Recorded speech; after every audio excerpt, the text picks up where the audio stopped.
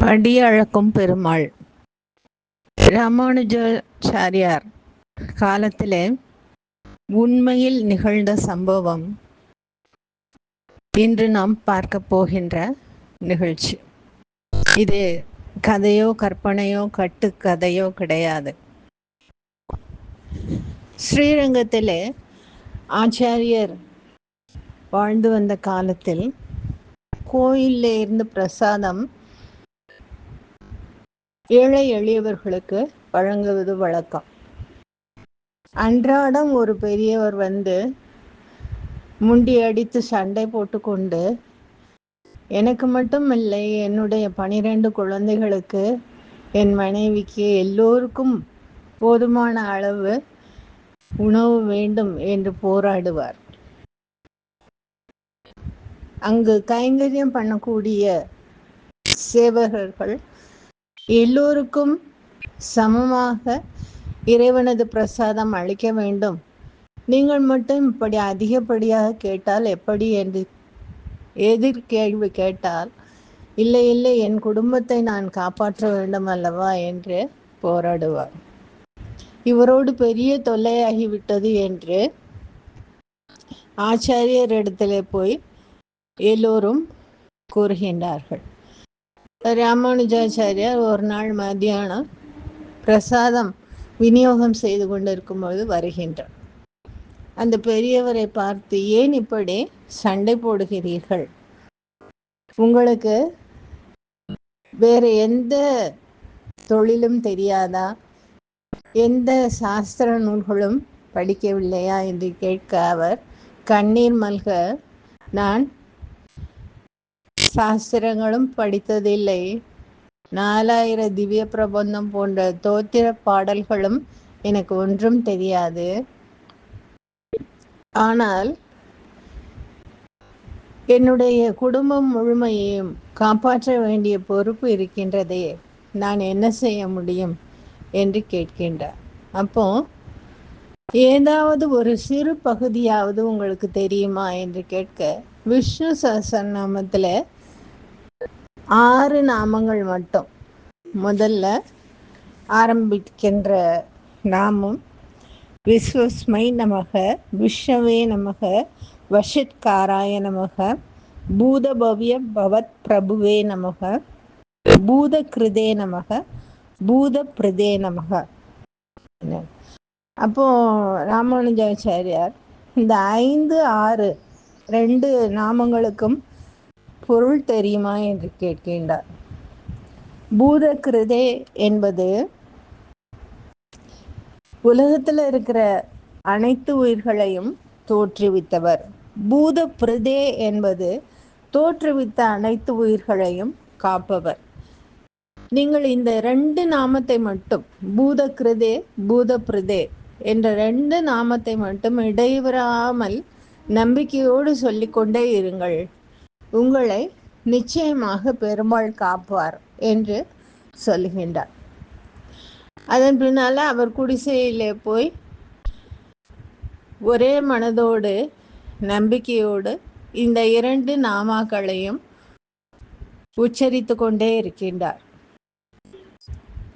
சில நாட்களாக அவர் கோவிலுக்கு வருவதே கிடையாது. பிரசாதத்துக்கு முண்டி அடித்து சண்டை போட்டு கொண்டு நிற்பதும் கிடையாது. இப்போ மறுபடியும் ஆச்சாரியரிடத்துல போய்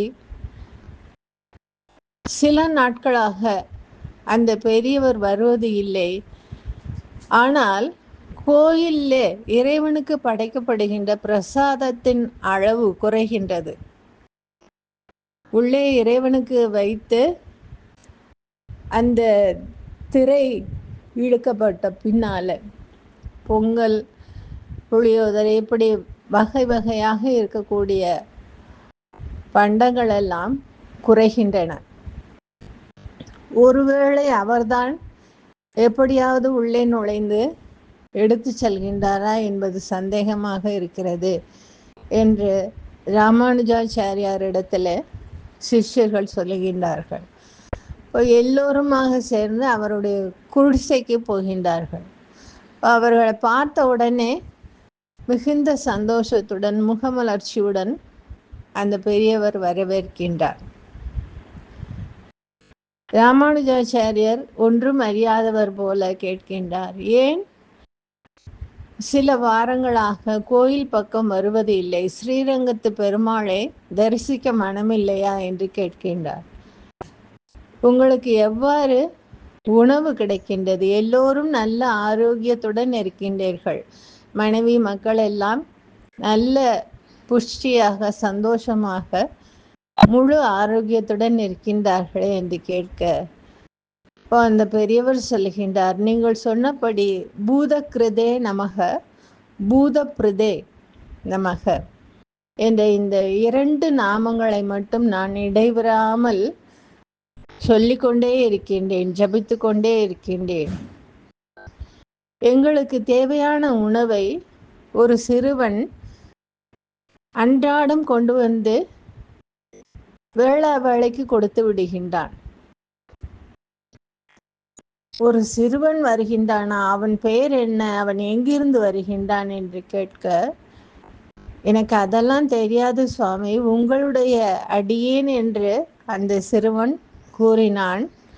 ஸ்ரீரங்கத்தில் இருந்து வருவதாகத்தான் கூறினான் என்று சொல்ல, ராமானுஜாச்சாரியாருக்கு எல்லாம் வெட்ட வெளிச்சமாகி விட்டது.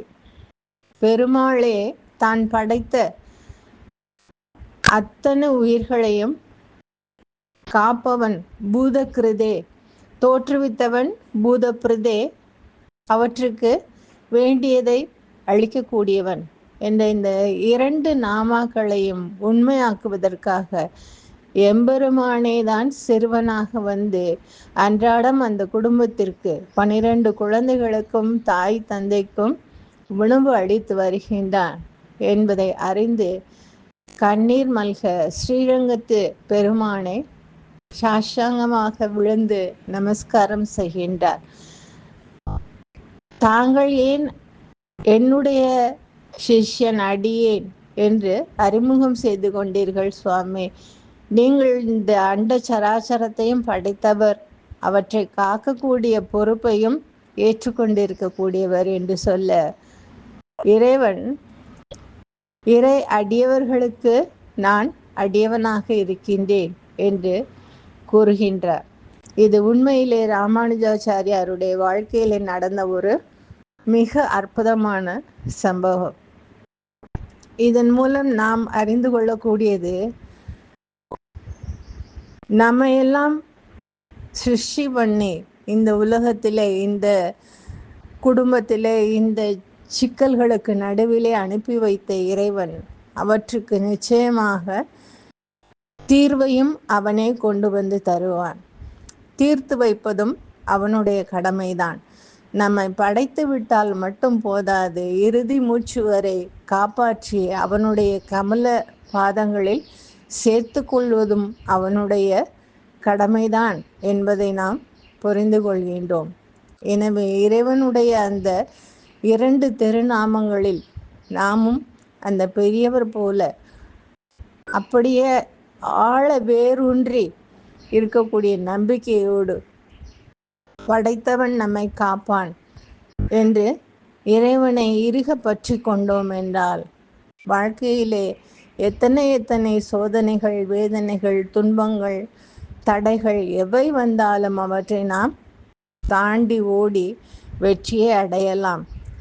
எல்லாவற்றிற்கும் அந்த எம்பெருமானே நமக்கு உறுதுணையாக இருக்க வேண்டும் என்று வேண்டி கேட்டுக்கொண்டு இத்துடன் நிறைவு செய்கின்றேன். நன்றி, வணக்கம்.